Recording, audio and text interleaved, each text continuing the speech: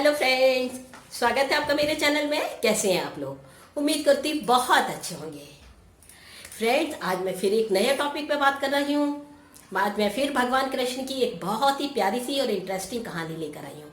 क्या आप जानते हैं, एक बार भगवान कृष्ण को भी सत्यभामा ने बेच दिया था। बहुत आश्चर्य हो रहा है ना सुन के आप लोगों को। पर उससे मैं कहानी बिल्कुल टाइम वेस्ट ना करते हुए सीधे ही कहानी पे आ रही हूँ। बस उससे पहले एक छोटी सी रिक्वेस्ट है, अगर आपने अभी तक मेरे चैनल को सब्सक्राइब नहीं किया है तो प्लीज़ मेरे चैनल को लाइक कीजिए, सब्सक्राइब कीजिए और स्टोरी पसंद आने पे अपने फ्रेंड्स के संग शेयर भी कीजिए। फ्रेंड्स, बात कल की बात है, जानते हैं कि कृष्ण भगवान की बहुत सारी रानियाँ थी, 108, और रुक्मणी उनमें पटरानी थी। जितनी भी रानियों में तो उसमें वो रुक्मणी की बात यानी कि भगवान कृष्ण हमेशा मानते थे। रुक्मणी थी भी बहुत धीर गंभीर विदुषी विद्वान। वो हमेशा बात क्यों कहती थी, बहुत ही अच्छी तरीके से करती थी अपनी। तो कृष्ण भगवान जब उनके महल में जाते थे तो काफी दिन वहां रह जाते थे। ऐसी कुछ दिन बाद लेकिन सत्यभामा जो थी, जो अर्जुन की बहन भी थी, उसने उसे ये बात बिल्कुल अच्छी नहीं लगती थी। उसे अंदर से ईर्ष्या महसूस होती थी कि वो इतना ज़्यादा पटरानी भी है और अगर भगवान कृष्ण उनकी किसी बात को क्यों नहीं टालते हैं। हम लोगों की बात को तो टाल मटोल हो जाती है लेकिन रुक्मणी की बात को नहीं होती है।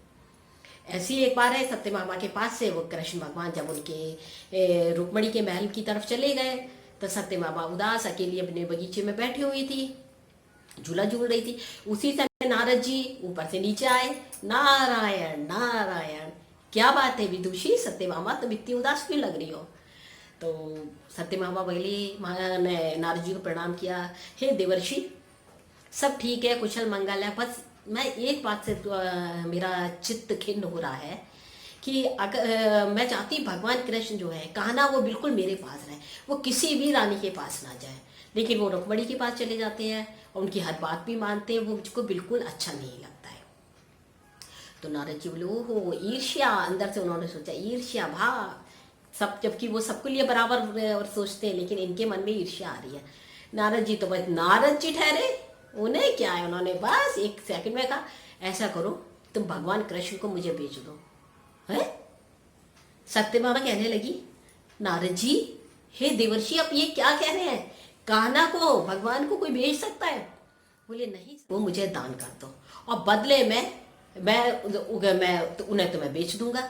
अगर मैंने कृष्ण को तुमने खरीद लिया तो वो तुम्हारी पर्सनल हो जाएंगे ना, पर्सनल संपत्ति। तुमने खुद पारितोषिक दिया है या कुछ चीज देके, कुछ मुद्राएं देके खरीदा है।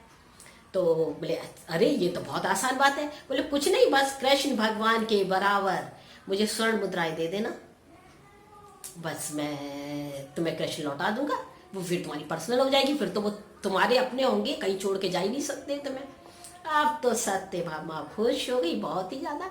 उसने उसी समय संकल्प किया और कृष्ण भगवान का लेके नारद जी को दान कर दिया, संकल्प जल से लेके कि मैंने आज का कृष्ण भगवान को तुम्हें दिया। उसी समय कृष्ण भगवान लौट कर आ गए थे। ये तो सारी ईश्वर की लीला ही होती है, आप सब हम जानती ही है।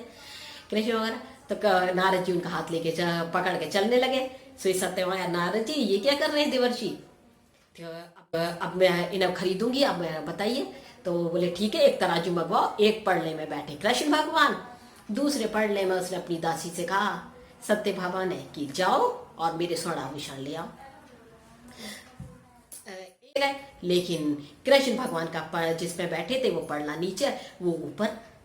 सत्यभामा ने पूरा जितना राजकोष था, जितने उसके महल में स्वर्ण आभूषण सब कुछ सब रख दिया, तब भी नहीं। फिर उसने अपने जेवर, अपना स्वर्ण आभूषण भी सब रख दिए, लेकिन कृष्ण भगवान का पड़ला हिला नहीं बिल्कुल भी। वो ऊपर का ऊपर ही रहा। तो सत्यभामा पसीने पसीने हो गई, उसकी हालत खराब कि अरे ये मेरे से क्या हो गया। कान्हा उधर कहाँ थे, कृष्ण भगवान मंद मंद मुस्कुरा रहे थे, नारद जी भी। अब तो बुरी तरह घबराई, उसे नगर का सबका सारा स्वर्ण कर लिया, लेकिन कृष्ण भगवान का पड़ला नीचे के नीचे ही रहा। पूरे राज्य में हड़कंप मच गया, द्वारका में कि अरे ये क्या हुआ। कृष्ण भगवान को सत्यभामा ने नारद जी को दान कर दिया, अब खरीद रही है तो खरीद नहीं पा रही है। अब तो बहुत ही, तब रुक्मणी भी वहां आ गई। अब सत्यभामा बोली, एकदम से रुक्मणी के पैरों में झुक गई, दीदी आप कुछ कर सकती हो, आप बताओ मैं कैसे कान्हा को वापस लूं। मेरे से बहुत बड़ी गलती हो गई, मैंने कान्हा को दान कर दिया, प्लीज बचा लो, बिना कृष्ण के तो हम रह ही नहीं सकते, दीदी बचा लो। सत्यभामा ने कृष्ण भगवान को देखा, वो तो मंद मंद मुस्कुरा रहे थे। ना रुको सत्यभामा रो नहीं, तुम बिल्कुल मत रो अभी।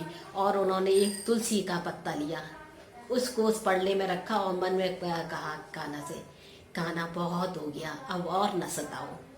कह के जब उन्होंने सच्चे मन से कान्हा को पुकारा और सिर्फ एक तुलसी का पत्ता उस पड़ले में रख दिया, अब क्या है, अब तो कृष्ण भगवान का पड़ला तुरंत ऊपर और वो तुलसी का नीचे।